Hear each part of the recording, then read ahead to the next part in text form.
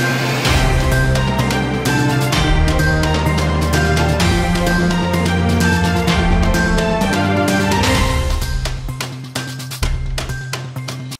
పెద్ద వడుగురు మండల సమితి ఆధ్వర్యంలో తహసీల్దార్ కార్యాలయం దగ్గర ధర్నా కార్యక్రమంలో సిపిఐ సీనియర్ నాయకులు సూర్యనారాయణ రెడ్డి, సిపిఐ మండల కార్యదర్శి వెంకటరాముడు యాదవ్, సిపిఐ సీనియర్ నాయకులు నారాయణ ధర్నా సందర్భంగా మాట్లాడుతూ గ్రామాలలో చాలా మంది పేదలు స్థలాలు లేక ఒక్కొక్క ఇళ్లలో 2-3 కుటుంబాలు ఇరుక్కు గదులలో కాపురాలు చేసుకుంటూ ఇబ్బందులు పడుతున్నారు.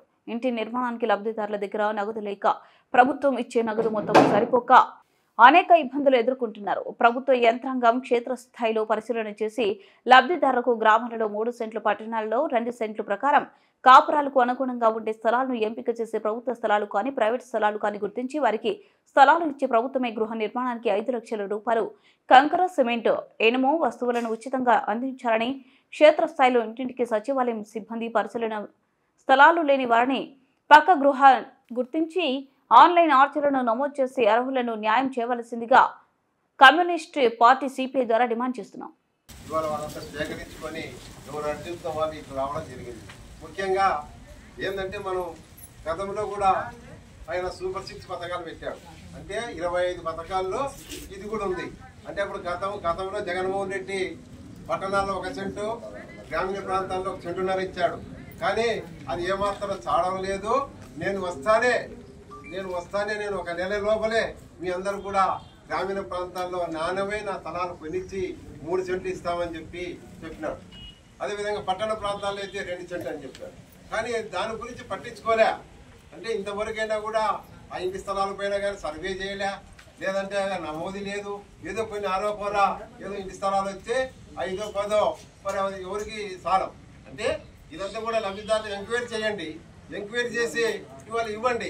అంటే వీళ్ళు ఎంతమంది ఉన్నారు, కుటుంబం పెరిగింటుంది. కుటుంబంలో పెరిగినప్పుడు ఒకవేళ అత్త, మామ, కొడుకులు 4 ఉంటారు. 4 ఉన్నప్పుడు ఒక కుటుంబమే కదా. వాళ్ళు భార్య పడిన తర్వాత కుటుంబమే పెరుగుతుంది.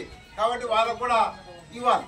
అంటే ఆ రకం ఇవ్వకుండా ఏదో మీకు ఇచ్చినామని చెప్తే అది కాదు. ఇప్పుడు ఖచ్చితంగా తక్షణమే వీళ్ళంతా కూడా ఎందుకు వచ్చారంటే పెద్దబడుగుల్లో మరి వాళ్ళంతా కూడా స్థలాలు లేక, కొంతమంది బాడీగలుకుంటూ ఆ రెంట్ కట్టుకోలేక, ఇండ్లు ఇరుకు ఇళ్ళలో ఉండలేక చాలా ఇబ్బందులు పడతా ఉన్నాం. అంటే ఇవాళ ఇబ్బందులు పడతామంటే మరి ప్రభుత్వం చేయాల. అదే ఇనుము ధర పెరిగింది, కంకర ధర పెరిగింది, అన్ని పెరిగినాయి, సిమెంట్ ధర పెరిగింది, అన్ని పెరిగినాయి. నువ్వు 4 లక్షలు ఇస్తామన్నాం, మేము 5 లక్షలు ఇవ్వని మేము కోరుతా ఉన్నాం.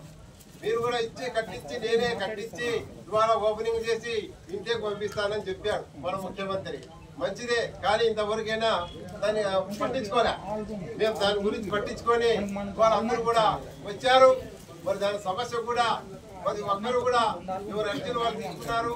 మీరు మన ఎంఆర్ఓ, తహసీల్దార్ కూడా మనం అందజేస్తాం.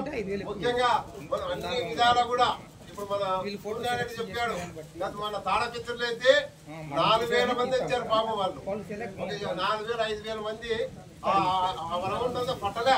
అంటే ఇంతమంది ఆ క్రమంలో ఉంటారు. మరి అంటే వాళ్ళందరూ గుర్తించాలి కదా. గుర్తించకోకుండా ఎక్కడైనా వృత్తిలో మరి అనంతపూర్లో కలెక్టర్ దగ్గర పోతే 5,000-10,000 మంది. అంటే వీళ్ళంతా ఖచ్చితంగా పటాలు కావాలని వాళ్ళంతా లేకోకుండా వాళ్ళే వీళ్ళు వస్తా ఉన్నారు తప్ప ఉన్నోళ్ళు వాళ్ళకి కావాలని రాలే. కాబట్టి దాన్ని గుర్తించండి. మీరు సచివాలయంలో ఎంక్వైరీ చేయండి, దానిలో కంప్యూటర్లో ఎక్కించండి. ఆ పద్ధతిలో చేస్తే మీరు కూడా వాళ్ళందరూ కూడా మంచి చేసినట్టు అవుతుందని మేము కోరుతాం. కానీ ఇంతవరకు మనకేం పట్టించుకోలే. ఇవన్నీ రైతు భరోసా లేదు. రైతు భరోసా గురించి నేను పోను. కేవలం మా ఇంటి స్థలాల పైన మా అర్హులైన వాళ్ళందరూ కూడా మహిళలు వచ్చినారు. వాళ్ళందరూ గుర్తించి లేదా మీరు ప్రభుత్వం ద్వారా కొనుగోలు చేస్తారా, లేదంటే మేము చూసుకుంటాము, దాంట్లో దండా బాగుతాము, వాళ్ళలో అక్కడే కొట్టాలు వేపిస్తాము. కానీ ఎవరికి మేము భయపడే ప్రసక్తి లేదు. మీరు ఇస్తామంటే ఏం లేదు, లేకపోతే స్థలం వాళ్ళందరూ కూడా అక్కడనే కొట్టాలు వేపించి అక్కడనే ఉంటాం. కానీ ఎందుకంటే మేము ఎందుకు చెప్తా ఉన్నాం, ఇవాళ వాళ్ళందరూ కూడా సాధించుకోవాలి. వాళ్ళందరూ కూడా కష్టాల్లో ఉన్నారు. పేదలంతా కూడా అందరికి ఇవ్వాలి.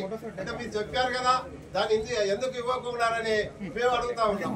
ముఖ్యంగా అందరికి అర్హులైన వారికి గుర్తించండి, సర్వే చేయండి. ఇవాళ భూమి సర్వే అని చెప్తా ఉన్నారు. ఈ సర్వే అంటే జగన్మోహన్ రెడ్డి చేసి నువ్వే చేస్తా ఉన్నావు. ఎందుకంటే సర్వే అని చెప్పి ల్యాండ్ యాక్ట్ కూలింగ్ అని దాన్ని రద్దని చెప్పావు.